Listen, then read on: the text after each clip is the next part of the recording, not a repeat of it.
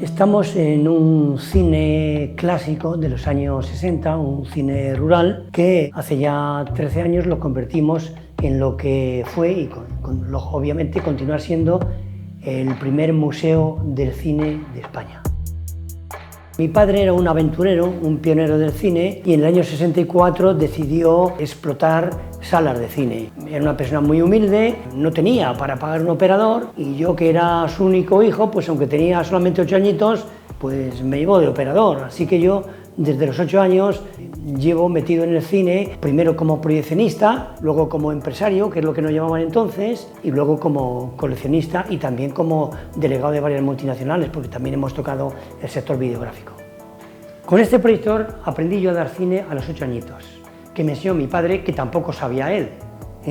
Yo estaba subido en una caja de aquellas que había de refrescos de madera y de clavos para alcanzar al arco voltaico, y yo estaba al cargo de 500 personas.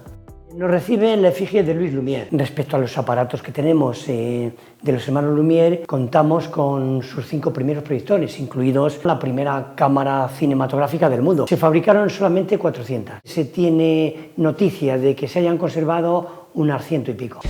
Vamos a pasar a lo que antes era el patio de butacas del cine. Nos recibe un guerrero con una espada, que es el famoso Oscar de Hollywood, el premio más famoso de la historia del cine. Se supone que con esa espada está guardando a los diferentes sectores del cine. Bueno, hace ya muchos años se adquirió en una subasta de Estados Unidos.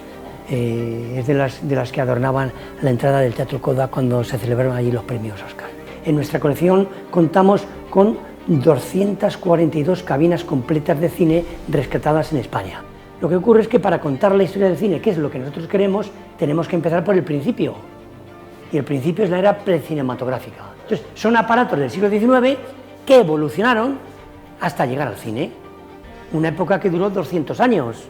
Empezamos con el fenaquistiscopio de Platón, las figuras de sombras chinescas, los espejos mágicos japoneses, la esfera perforada china, el calidoscopio, el presinoscopio, el zoótropo, la rueda de Faraday. Todos estos inventos que poquito a poquito fueron dando un paso adelante para crear el invento del cine, porque una invención no es una creación absoluta, está basada en otros conocimientos anteriores. La rueda de Newton se explica cómo al fundir los colores volvemos a ver el blanco, y sobre todo las linternas mágicas. De esto tenemos una colección enorme en el museo. Y aquí tenemos una pieza única del siglo XVIII. Esto es un titirimundi, de ahí la palabra titiriteros. Eran mendigos que iban por las calles mostrando cualquier espectáculo para ganarse con él la vida, ¿no? Esto es de Roath, una calle de Londres, pero una calle de día.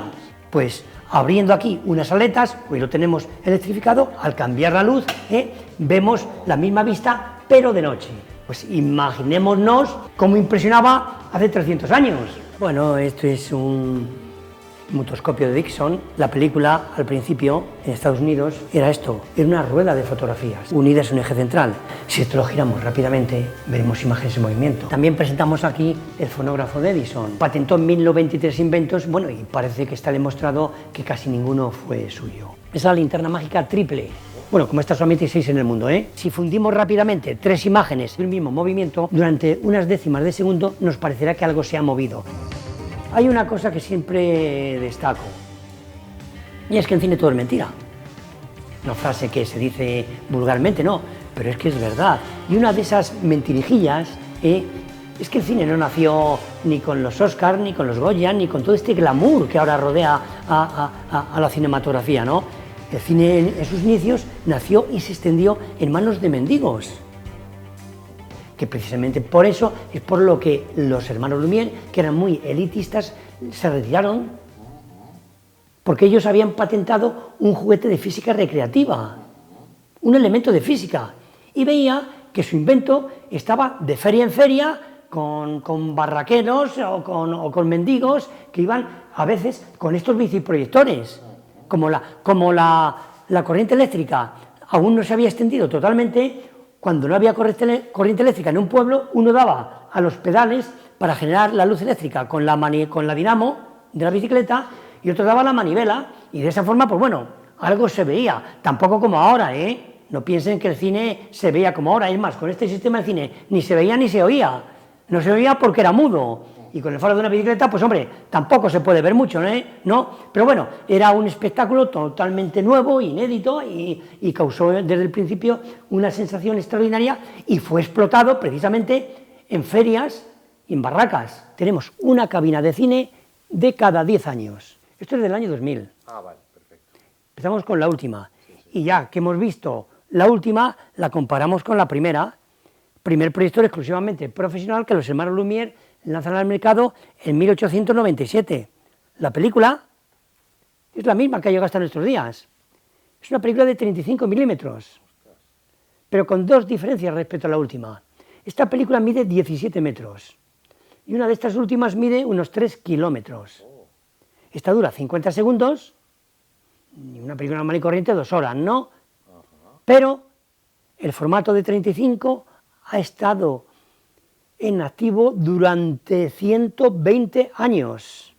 La última película se podría pasar perfectamente con el primer proyector. 120 años sin cambiar el formato profesional del cine, hasta la llegada del digital. Bueno, aquí te voy a mostrar una cabina única. No le falta ni un solo elemento. Está exactamente igual que estaba en la época. Es el Vitaphone de la Warner. Con este sistema se estrenó El Cantor de Jazz en 1927. Se caracteriza porque el sonido es gramofónico, es decir, el diálogo estaba grabado en discos de pizarra y la imagen en la película. Y el operador tenía que sincronizar casi a ojo el sonido con la imagen, lo cual evidentemente no lo conseguía nunca. Claro, y se va un cachondo de miedo, o sea que los cines nunca han sido silenciosos, ¿eh? Estos proyectores han pasado más de una vez los rodajes que se hacían en esta zona. Nosotros participamos mucho también en películas, y una de ellas ha sido pues Cerrar los ojos, la última de Víctor Erice.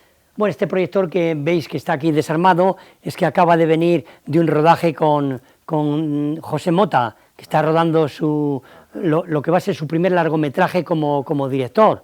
Además también participa Carra Lejalde y otros actores famosos, ¿no? Pero es que este proyector también apareció en la última película de Amenábar, Mientras dure la guerra. Aparecen dos soldados que están manejando el proyector, esto está echando humo porque la fuente lumínica del proyector de cine profesional siempre ha sido un arco voltaico. Es una soldadura, pero una soldadura echa humo, ¿no? Por eso todos los proyectores tienen chimenea. Se recrea muy bien en Malditos Bastardos o en Cinema Paradiso, pero que es real, porque el arco voltaico es que produce 2500 grados y además echa humo. Pues ese era el gran peligro de la sala de cine, porque es que a 30 centímetros teníamos una película de nitrato de celulosa que eso ardía como la pólvora. Entonces ha habido grandes desgracias en los cines siempre por culpa de la película. Bueno, esta cámara ha sido una donación al museo de las hijas de Vicente Minaya, que era el director de fotografía de Franco, y con esta cámara es con la que se filmaba Franco en los nodos, pero también, según me ha dicho la familia, con esta cámara su padre filmó las bodas reales de los reyes de Bélgica, Balduino y Fabiola, filmó la guerra de Sidi Ifni, o sea que es una cámara que ha visto bastante, porque este señor Vicente Minaya era corresponsal de nodo, que por cierto, en nuestros archivos también tenemos el carnet número 1. Con estas máquinas se hacían las películas de dibujos animados. Sobre la mesa se ponía el fondo, encima se hacía el dibujo y con la cámara se grababa uno a uno. Una película de dibujos se tardaba años en hacer. Como curiosidad te diré que esto era material carísimo. Esta truca en 1989 se compró por 189.000 euros. Esta maquinaria perteneció a Samuel Bronston y a Philip Jordan, que era su ayudante y su guionista. Era la maquinaria que tenían en su sala de pruebas. Después lo adquirió Juan Piquer, otro director y productor de cine español, que la instaló en los antiguos estudios de Universal 70 de Daganzo. También, por cambiar un poquito el tercio, presentamos aquí la cámara filmadora, que por cierto también ha aparecido en varias series de televisión, por ejemplo Acacias 38. Se filmaba a mano, 2 vueltas de manivela por segundo, pero aquí había un problema. Es que el operador no se podía cansar, que si estás filmando y te cansas y vas más despacio, cuando vas a proyectarlo te sale más deprisa, o viceversa, si vas más deprisa, cuando vas a proyectarlo te sale más despacio. ¿Cómo se arregla esto? Pues muy sencillo, se dice que los operadores de la época, cuando estaban filmando una película, siempre estaban silbando un ritmo militar, porque era la única forma de mantener el ritmo con la mano. Presentamos 3 cabinas de las 242 que tenemos. esta primera cabina, eran cabinas dobles, se ponían dos máquinas para hacer el cambio de máquina y no parar la proyección. Esta cabina doble perteneció al principal Teatro Cine de Madrid, el Alcalá Palace. Son proyectores de lujo, con película doble de ancha, película de 70 milímetros. Con esta película nació el Todao, primer sistema estereofónico de la historia del cine. Y ahí al fondo vemos los grandes armarios amplificadores del Todao del Alcalá Palace. Las películas en 70 venían en maletas y cada maleta pesa 40 kilos. Significa que esta película, por ejemplo, pesa 320 kilos.